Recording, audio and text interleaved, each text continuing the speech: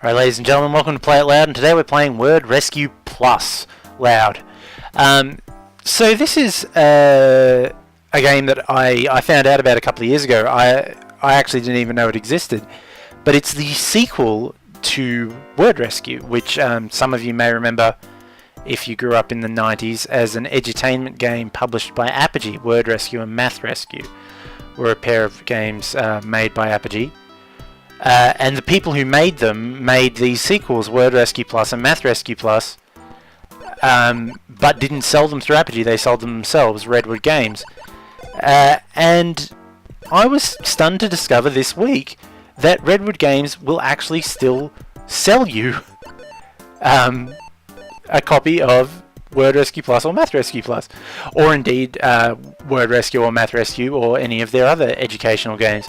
So yeah, that took me by surprise. I kind of had assumed that these were now artifacts of the past, but no, they're still out there and still available.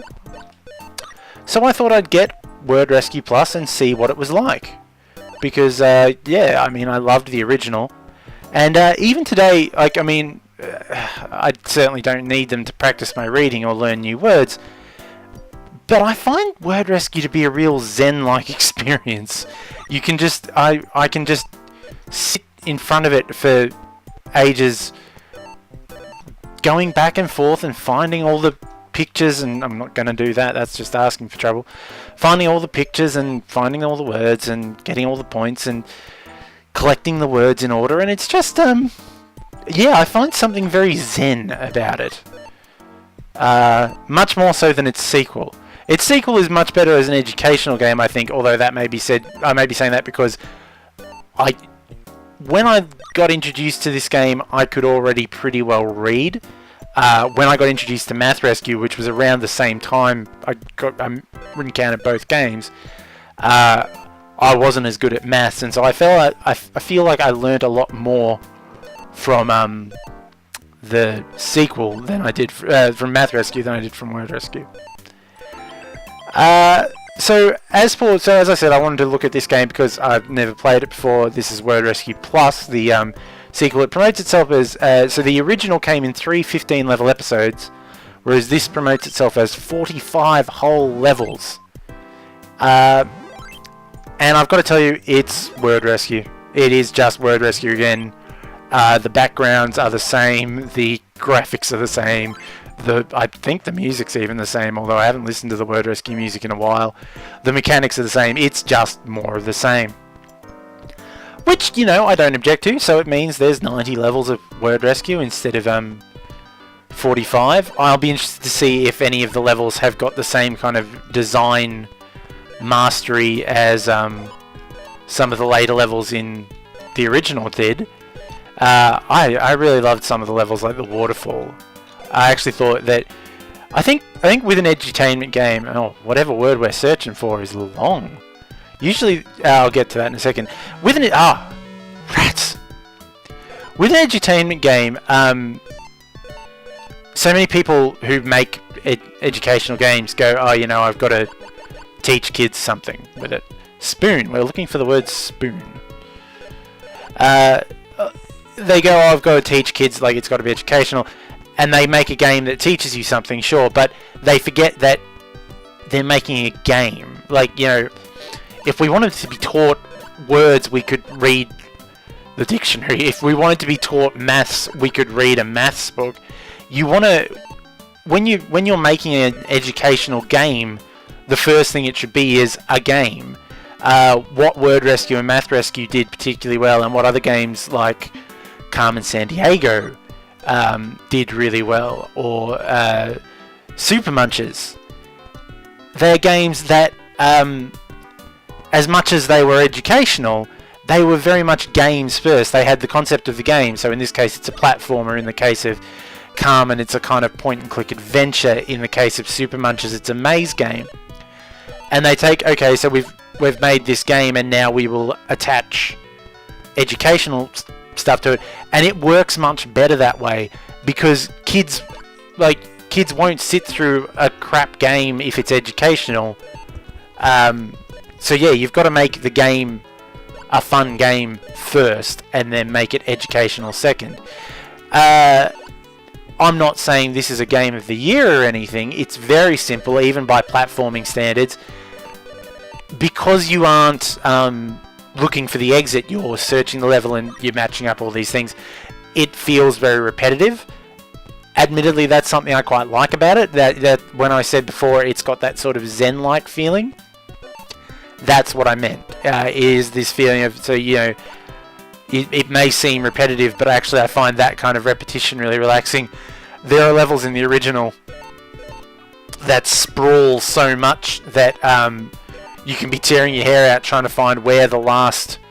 So where the last word and picture combination is hidden, you'll notice when we get to the next level. I'll show you what I mean. It's the exit. Well, that's just the name of one of the levels from the first game. Okay, so get the Gruzzle. So the Gruzzles can't read and don't want anyone else to, because that's just, they're mean. Like, I know, learn to read, you silly Gruzzles. Yeah. So you touch one of the question marks and it becomes a word. You then have to go find the picture that matches up with that word. And then, so now that block that I hit before as a question mark will be gone. And so I can hit another question mark. I don't want to hit that E.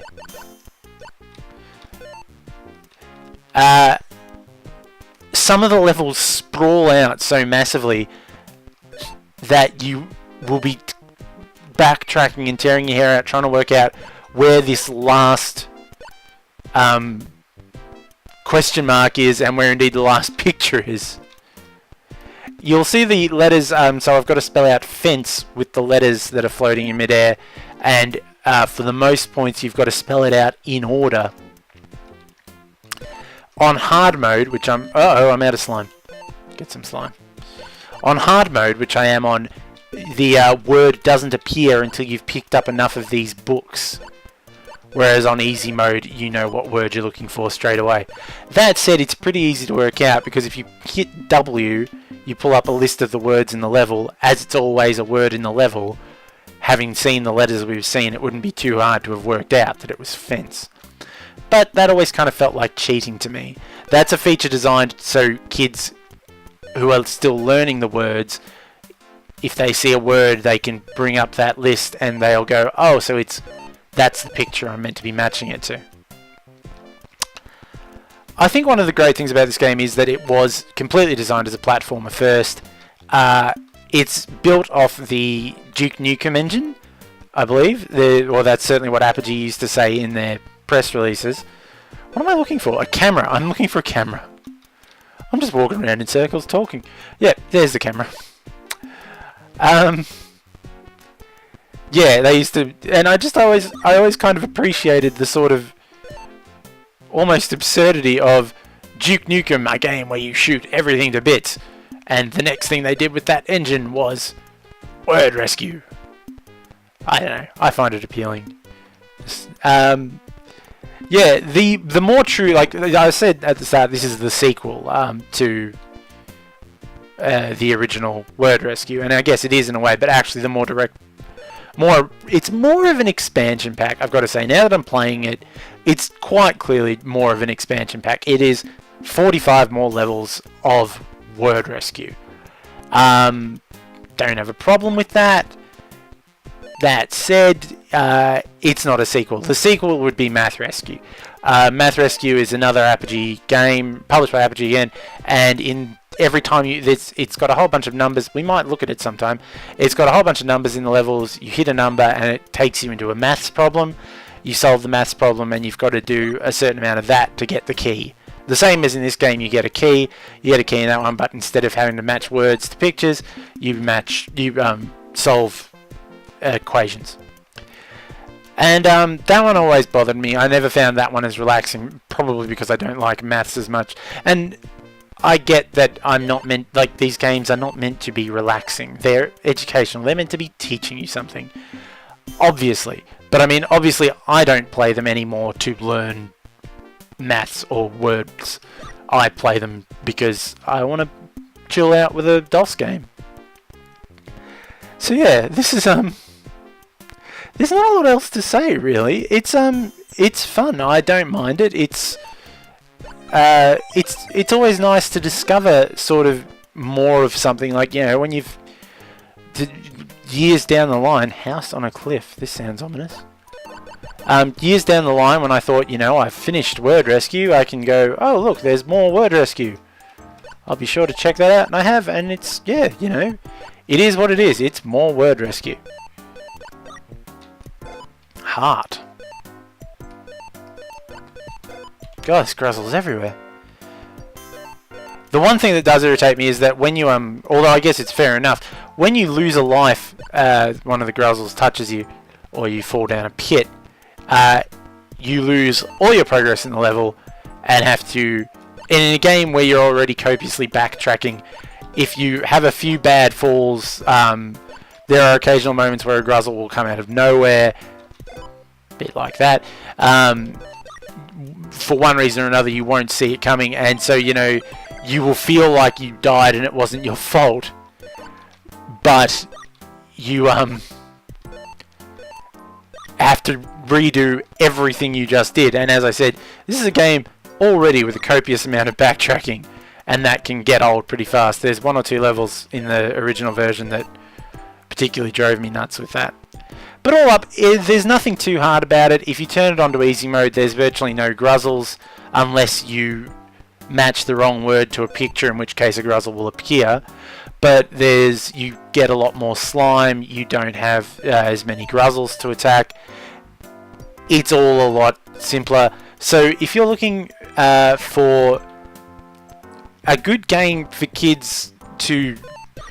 See, the thing is, I think probably the issue is that kids today wouldn't appreciate this game as an educational tool, because they would probably they wouldn't appreciate it as a game. I guess that's one of the sad things about retro edutainment games, is who are they going to appeal to? I would argue they should appeal to everyone, because I mean, but then again, I don't... It's been made clear to me by certain people that the fact that the graphics don't bother me is not a universally held belief. I suspect I know some people horrifyingly close to my age who would have rejected this as an educational game because they don't believe it would count that much as a game. They wouldn't play a game that looks like this. But that's a whole sad issue of retro gaming in general. Yeah, but I mean, I hope that kids today would be able to get as much out of this as I got out of it when I was a kid. I'll bet you the word is jail, because that's... yeah, it is. But, I don't know.